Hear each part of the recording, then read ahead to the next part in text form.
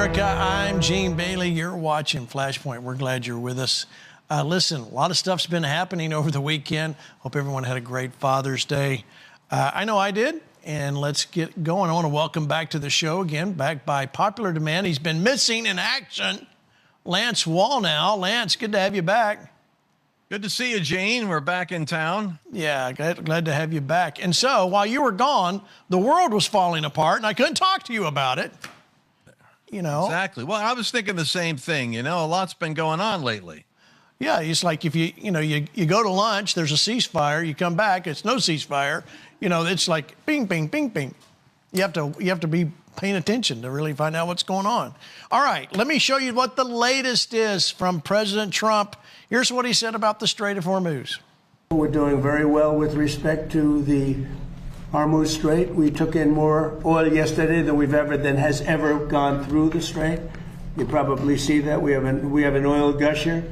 The strait is totally open. You know that, and we're negotiating. We'll see how that all goes, but. We have two things. We have an open strait, and we have a country that will never have a nuclear weapon. Will never, ever have a nuclear weapon. I think that's music to all of our ears. The strait is open, and Iran will never have a nuclear weapon. Not sure how he can absolutely guarantee that, but I'll take it. So we'll take that. All right. But he also, the question was posed, well, what if Iran doesn't live up to their side of this? Here's what he said. If Iran doesn't live up to their agreement, or if they're not behaving, I will do what I have to do. Does that give them leverage over you, Mr. President? Say it? Does that give them leverage, the Iranians leverage over you? Oh, you're so leverage. You know, their Navy is gone. Their Air Force is gone. Their leaders are all dead. Their whole country's a mess. Their economy is shot. The Times, the fake New York Times said, oh, it's about the same as it was 4 months ago. No, 4 months ago they had a Navy, 159 ships to be exact. It's gone. The whole Navy's gone. Their 250 airplanes, all gone. Their anti-aircraft is gone. Their radar is gone. These guys love radar. Their radar is gone. Everything's gone. Their leaders are gone. Their whole country is gone. And the Times said, oh, they're about the same as they were 4 months ago. All right, Lance, you hear this about Iran. Obviously, they're pretty hit pretty hard, yet they still seem to be slugging away. What's your take here on all of this? No, they're not slugging away, Gene. They're completely on the ropes, but the propaganda, they can't say that. So this is where the president is exercising, for him, a high level of restraint right now.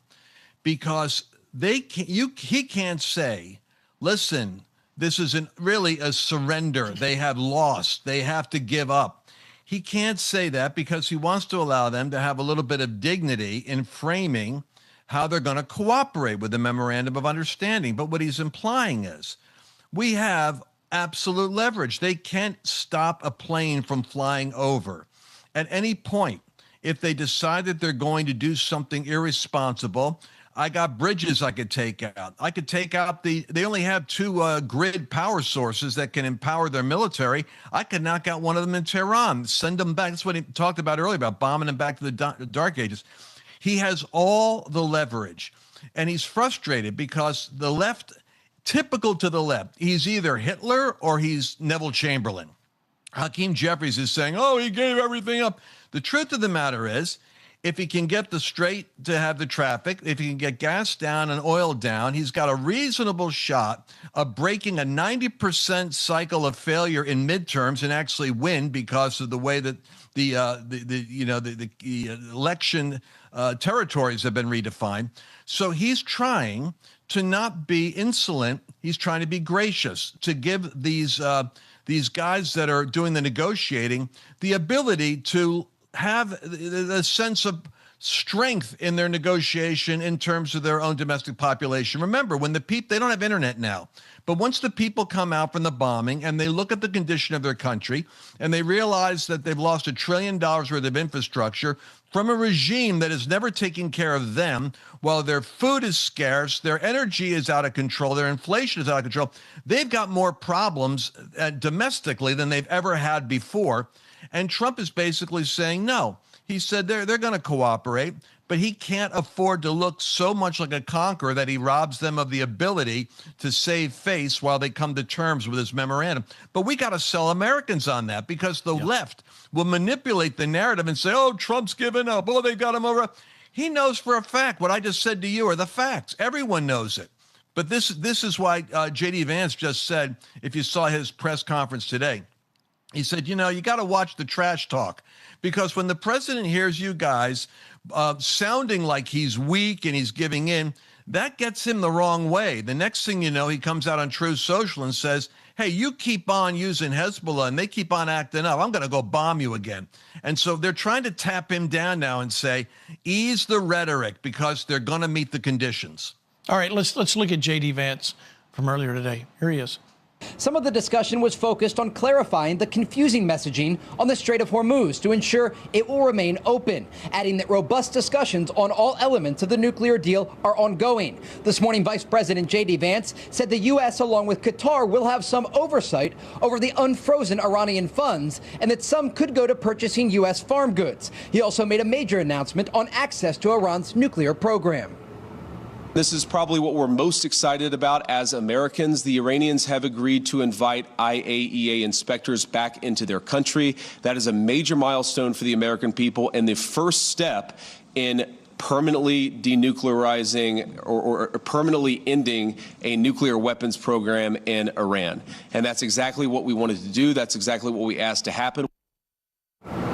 The Iranians also acknowledged major progress in the talks, adding that a deconfliction cell for Lebanon will be the first real test of the understanding. Israel and Hezbollah did not trade fire on Sunday for the first time since March 2nd, according to the UN. In response, Israel lifted all restrictions for civilians in the northern part of their country. In a call with Fox News on Sunday, President Trump said he was disappointed Israel can't put Hezbollah away.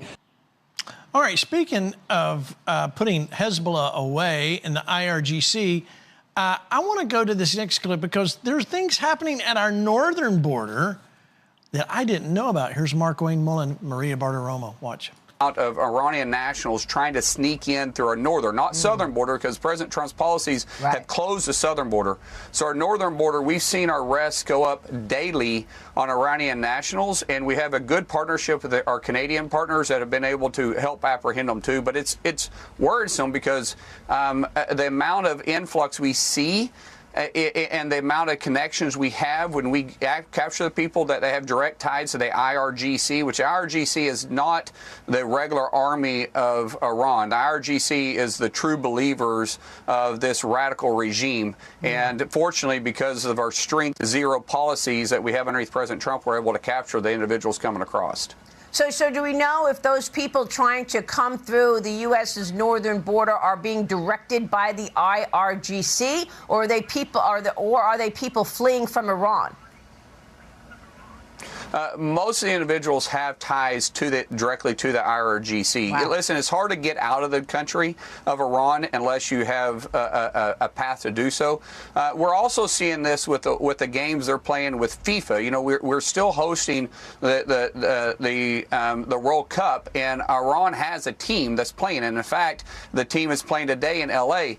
Most teams travel with around 120 people. That's their support staff, doctors, coaches, everybody else that comes along with them and their delegation. We accepted 53 individuals coming in. The rest of the individuals that Iran had tried to bring in also had direct ties to the IRGC and aren't their normal traveling group. So these games that Iran plays is unfortunately makes them an adversary that you can't trust, and no one knows that better than President Trump. No one knows it better than President Trump. All right, let me bring in, I'm going to come back to Lance, but let me bring in, I'm going a little early, Pastor Artur Pawlowski.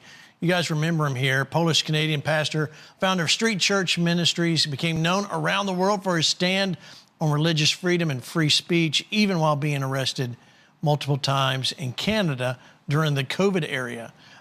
In fact, he's still fighting some of that. We're going to talk about Canada later. We're going to talk about the World Cup later. But let me bring in Pastor Artur. Welcome back to FlashPoint. I want to get your unique perspective on this whole Iran situation. Do you see this as a good thing? Where do you? I just want to hear your perspective on all of it. First of all, thank you so much for having me back. And Lance is absolutely right. What we are hearing right now, especially from the mainstream, in quote, it's propaganda. And you got to remember, I grew up behind the Iron Curtain. I know their tactics. I know their propaganda. And when I tune in, when I want to listen to what they're saying, is like copy paste that I remember growing up. I believe that President Donald Trump is doing the right thing. I think he's playing chess. I think he's doing a great job. Sometimes you have to, during the negotiations, you have to be tactical, you have to be strategic, and I believe that's exactly what he's doing. But I want to just say what the mainstream media is trying to accomplish. Well, either, you know, in one hand, they want to bring fear, because if the nation, if the society is terrified, well, that society, that group of people is easily controlled. You can control people with fear, and I don't have to tell you that. We just witnessed this in the past few years.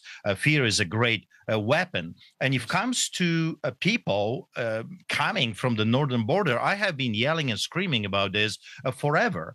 You not only have the problem with the Iranians, you've got problem with terrorists crossing the border freely.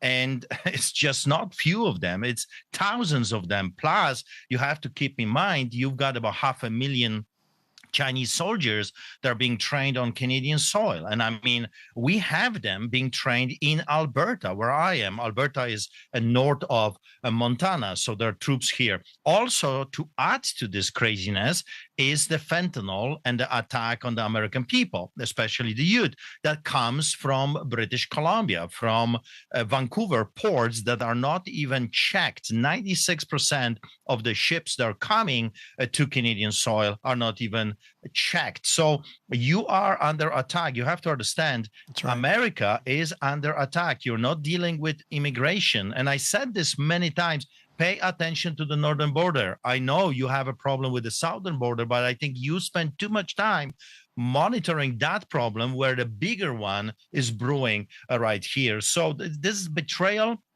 I don't remember having I don't remember ever that is being done to the American people and to the government of the United States of America, the betrayal of the Canadian government that is very hostile. And I see this hostility towards the American people everywhere. Our ministry is right outside American consulate. So our church is stationed right next to the American consulate in front of the City Hall in Calgary. And I'm telling you, we have Canadian flag and we have American flag. American flag on a regular basis is under attack.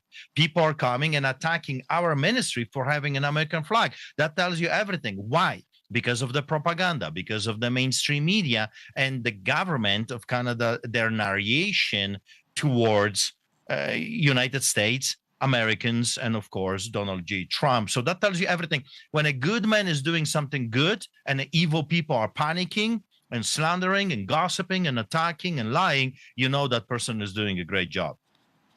All right, Lance, I get your comment here. I played those two videos and we talked about the northern border. What do you see is happening next? Well, first of all, I'm thinking about maybe President Trump did endear Canada to him when he said you should be the 51st state. That might have been a national insult to a lot of Canadians. But, you know, the thing about this is I didn't know about the 500,000 Chinese being on the north in Canada. First of all, I don't think China's going to try to invade the United States, but it tells you that Canada has become such a socialist hornet's nest that the media, the left, has really taken over. I mean, they're the first place that is close to home that started to criminalize preaching the gospel. That's right. So you know they're off their rocker, but they're also out of step. Europe is actually moving more to the right. South America is having a remarkable resurgence of conservative populist nationalism, moving to the right ever since we cut off U.S. aid, which is messing with their elections. Now we're finding a lot of great conservative friends of America are coming to power. So Canada's just, frankly, they're just behind the times. And I'm not worried about them. The Iranian Revolutionary Guard trying to come in from Canada is a problem. I hadn't thought of that before. You know, we were expecting there would be some domestic terrorism going on. We mentioned on FlashPoint. I was surprised that nothing ever materialized. I didn't know if it was the fact that they weren't here as I expected, or that the FBI is doing such a great job of ferreting them out that they can't organize well. But the fact that they're trying to come through, imagine what they're up to, Gene. They would like to see a terrorist incident in the United States in order to derail this, because the most radical parts of the revolution do not want to see a deal. They'd rather go down in flames because they're terrorists. I mean, it's like making a deal with Al-Qaeda.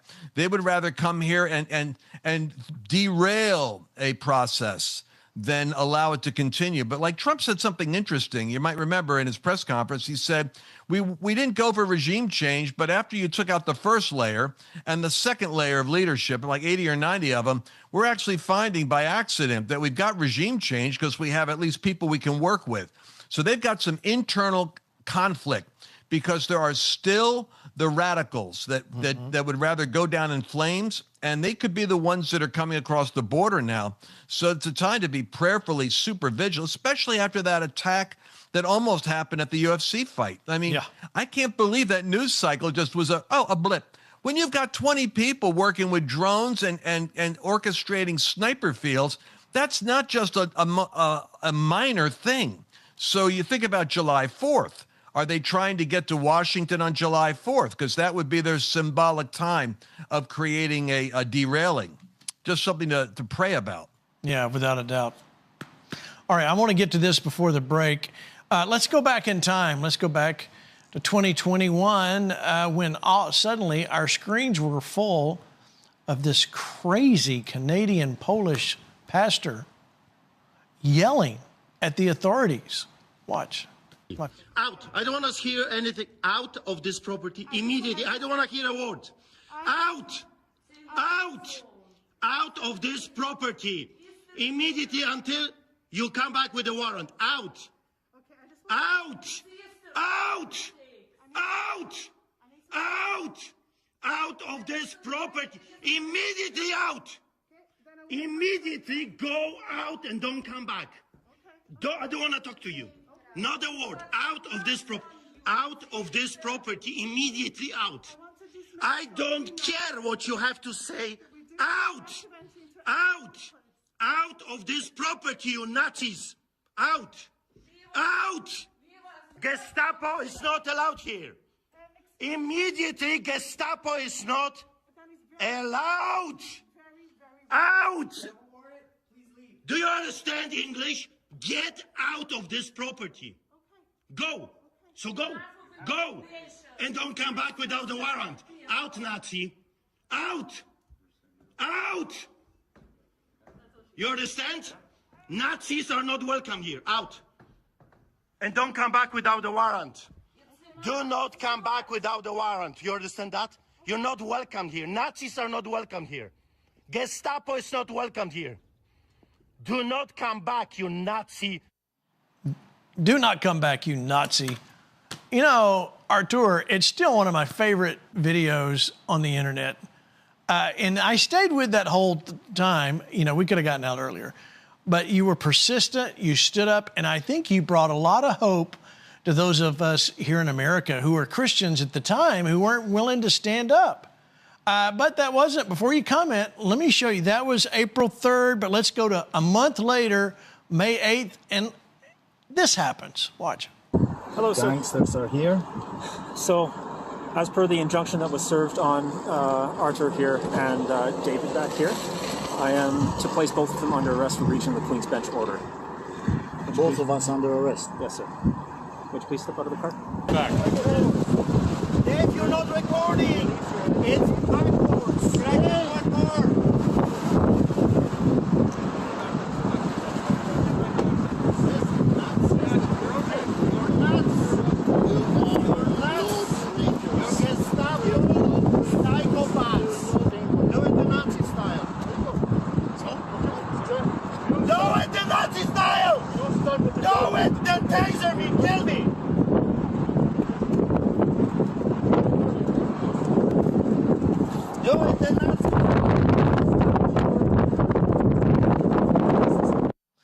Artur, tell us the update. What's been going on? I mean, 5 years ago. Surely that's all blown over by now, right?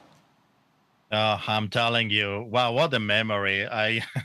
Every time I watch this, and by the way, I never liked that video. I'm one of those few that never liked it. I don't like yelling at people. I'm a man of God. I preach love and crucifixion of Jesus Christ and the resurrection. There is hope. The gospel is hope. So I love people. I actually don't hate anyone. I don't hate those that hate me.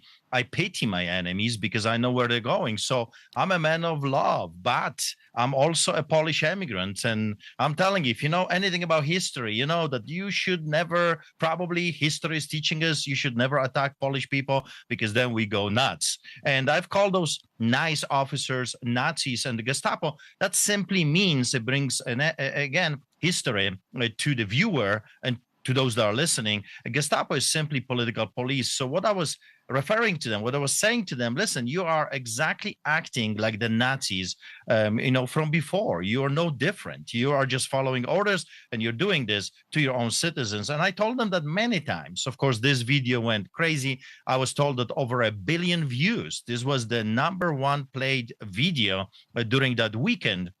To this day, people are coming to me and they say, we are in church. We are back in Christ. We received Jesus because of that video. Because you got to remember, that time it was a very peculiar season. People were terrified. People were scared. People were threatened with tickets and arrests. So that sliver of hope, this Polish immigrant with a funny accent, commanding the people, yelling at them and kicking them out of the holy place, resonated with the people. And later I received many mini videos of people doing the same thing, kicking the Gestapo from the restaurants, from their churches, from their homes. And then, of course, I knew at that time that there's always a price to pay, and we got arrested and charged with insanity. I was ultimately charged over 360 times, over 120 court cases, many arrests. My brother David was arrested with me 13 times. I was arrested so many times that my lawyers don't remember. And our oldest son, Nathaniel, has been detained over 20 times right now for testifying before the European Parliament about what the Gestapo, Canadian Gestapo, is doing. But, I want the people to know I don't regret a second. I meant what I said. That was the time to say it. I did it. I don't regret a thing. They kept me in metal cages. I was arrested by every force in the land. I was in solitary confinement, mental institutions. They kept me, of course, without the evaluation of the doctors, without the knowledge of Alberta Health Services, completely a Soviet style, dealing with the political dissidents. And then the insanity with the truck convoy and me being charged with terrorism for giving a sermon to the truckers. I knew somewhere deep inside of me that there will be a price to pay. But from the perspective of time, I want the people to know I don't regret the thing. I believe that I was chosen to do this. I was chosen to say those words and spark a fire in people's hearts. And to this day, 6 years later, 5 years from the arrest, I still meet people on a regular basis, not just, once a month. Almost every day I get emails, I get texts, and I meet people. People come to me and say, because of that video. And I'm thinking to myself, I never liked the video. I didn't want to yell at them, but I felt that that's what was needed.